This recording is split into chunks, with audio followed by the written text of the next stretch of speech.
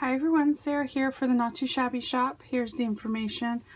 I will have everything linked down below for you, but I thought I would show this first. Just don't forget to log in to collect your reward points. For every dollar you spend, you get 1 point. And for every 100 points, you get a $5 gift certificate. Any US orders over $60 ship for free. Okay, so, and also don't forget to check out the shop.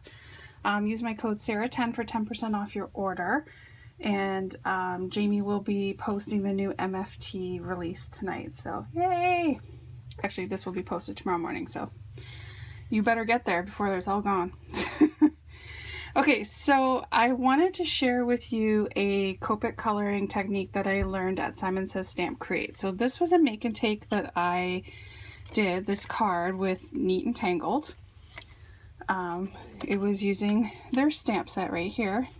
The Yo Ho Ho. Super cute images. So they taught us how to color with limited Copic colors. So doing your shading with your grays and then coloring with your solid colors over top. So I want to show you, this is how it turned out.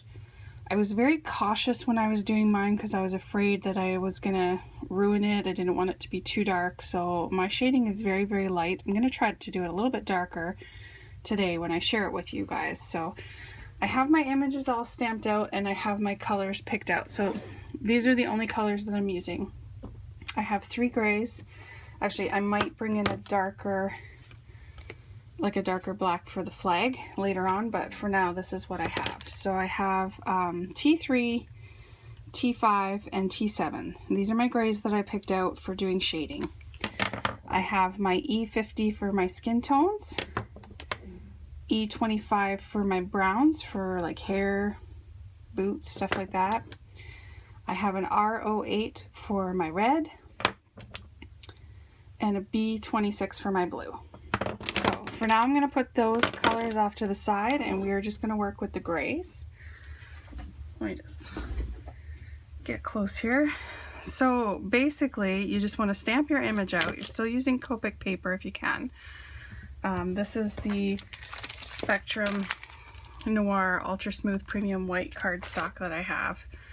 So I'm going to start off with my lightest gray, and then go to my medium, and then my dark, work my way up, and work my way back down like I normally do. So basically what you're going to do is you're going to shade this entire image with your grays, and then we're going to go over top with our solid colors. So I'm going to start at the top here with the scarf. So I'm just going to take my grays, my lightest gray, and come in from the edges and then work my way up to my darker color. And I'm actually only going to do the T3 and the T5 for the shading on my colors. So any section that's going to be colored. So you just want to use your flick marks on this one. I'm just going to add a little bit to these points. You don't want to completely cover it in gray. You just want to add your shading so that when you color over it with your solid color, underneath you, it looks like you used a couple of different colors. Okay, so then I'm gonna add some shading in on my hair. You don't need a lot when it comes to the hair. Again, it's a small image, so there's just small points to it.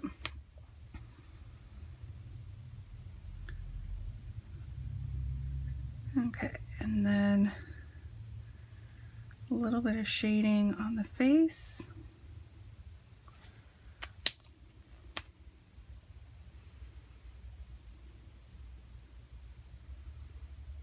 I'm not really doing any specific light source or anything, just basic.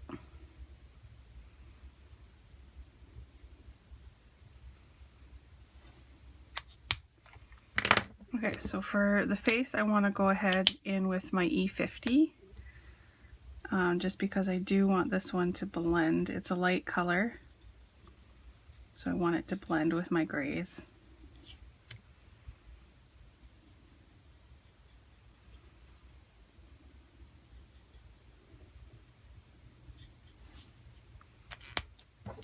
then I'm going to go ahead and do his hands.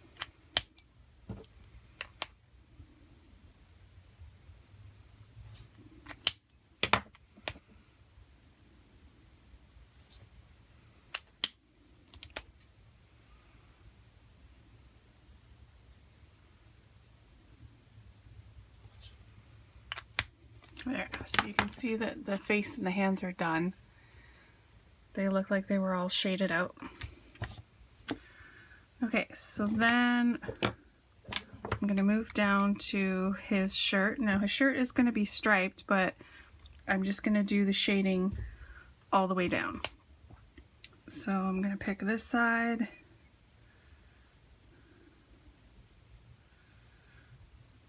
A little bit under his head and there.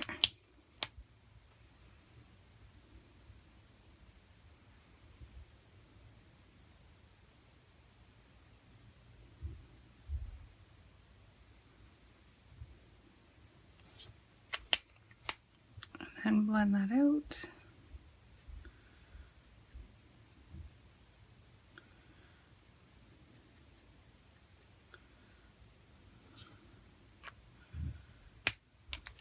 And because some of these sections are going to be white, I want my colorless blender, which I put away over here. And I'm just going to go every second and shade out that gray.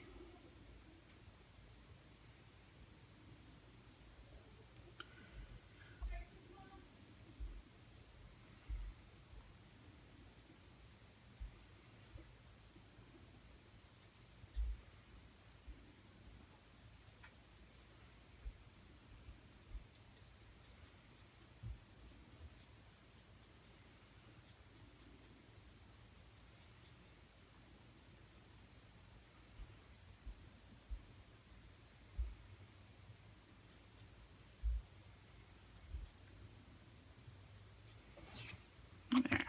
And so I don't forget which ones are gray and which ones are red, I'm going to go ahead and use my red. So again, just putting a solid color over top of the gray.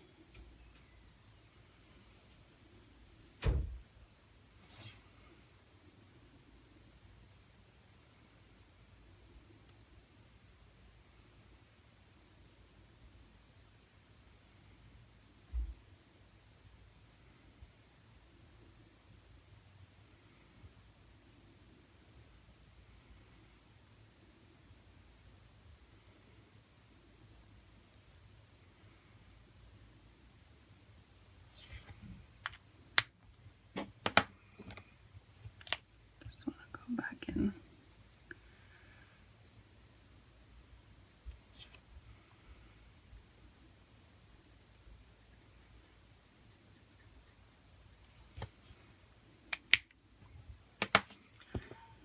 There you go.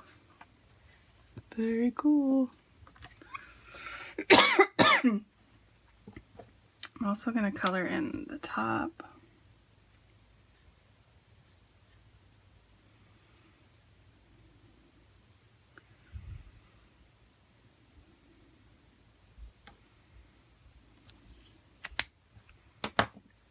And then his hair.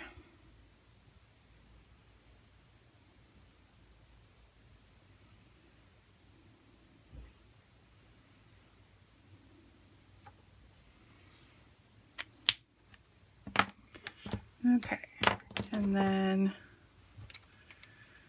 I'm going to do some shading on the patch.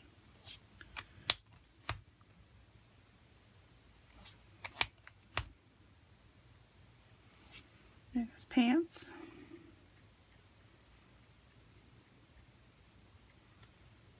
Just going to go in from the sides and a little bit down the middle.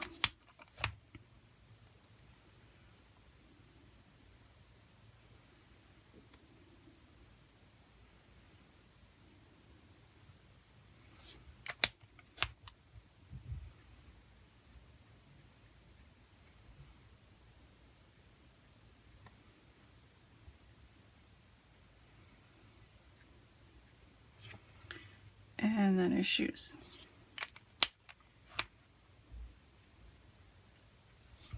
Now the shoes I'm going to go right into the T7 because his shoes are going to be black.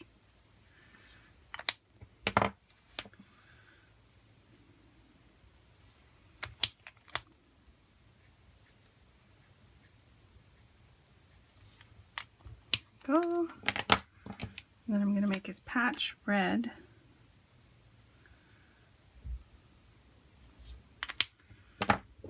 And his pants blue.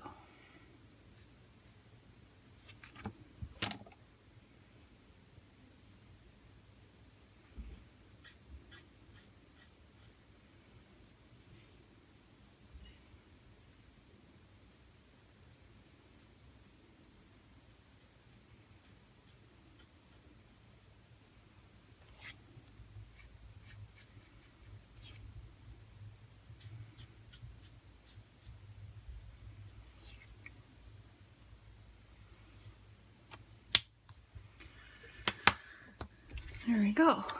So then the only thing left is the skull and the flag. So for the skull, I'm going to use the T3 and just do a little bit of highlighting.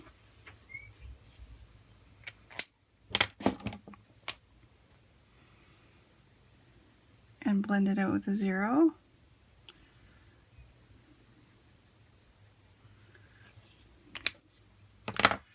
And then I'm going to use all 3 of the grays to color in my flag. I'm just going to start off with my darkest.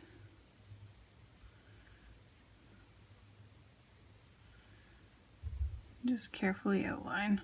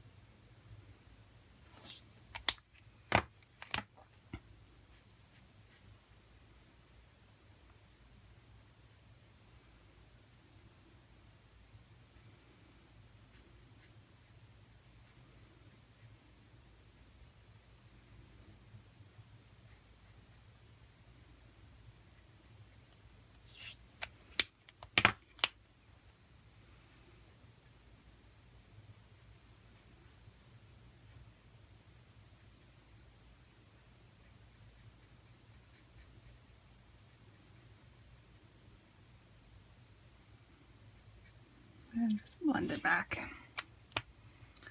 Just want to lighten this one spot. My hands are not super steady tonight. Alright, so that is the image. So again, basically you are just picking some gray colors to do some shading and then taking your solid colors to color over top to make it look like you shaded with more than one color. Alright, so I'm going to finish coloring these guys up and put them on a card for you guys. I will be back. Okay, so for the next part, I have my card bases. I have cut them out of Nina Solar Smooth White cardstock. I have this stencil, which is from Neat Tangled. The pointer that they did give us for the stencils, which I don't have, is the Tombow Mono Multi Glue, the little bottle of white with the green. If you put that on your stencil and let it dry, it becomes repositionable. So you can put that on your stencil and then just leave it on there. So then when you place it on your paper, it sticks and you don't have to worry about it. And you literally, you don't clean it off every time you use it. You just leave it until it gets too gross and then clean it. Okay, so I ran out. I have to go buy some, but for now I'm just going to hold my stencil, hope for the best. I have some tumbled glass and Faded Jeans Distress ink and my sponge daubers, and I am just going to try and make a nice light background for my stamped images to sit on. And I just want to go in a random circular motion. I don't want to get the straight edges, I just want to have a focal point. So I'm going to do the tumbled glass, and then I'm going to get some faded jeans down towards the bottom just to make it a little bit darker on the bottom. I'm going to blend it out with this. Alright, so ta-da! And I'm going to do it the second one.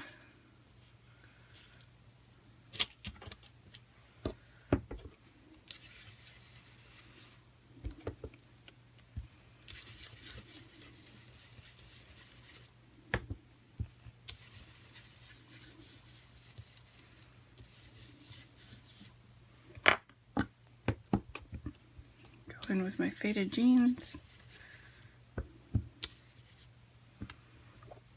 And blend out.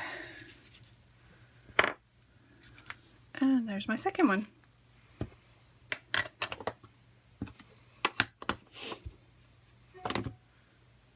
So then I have my stamped images. I ran through my die cut machine.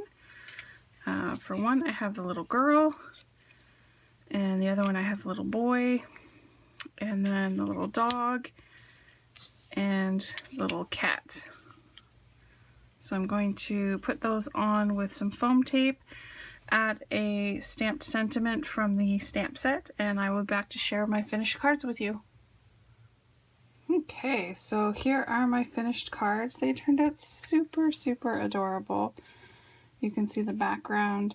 I added in some sequins and the sentiments. I did use the black gel pen, the glazed gel pen from Jamie's shop, on the nose, eyes, and then the eyes on the little boy also.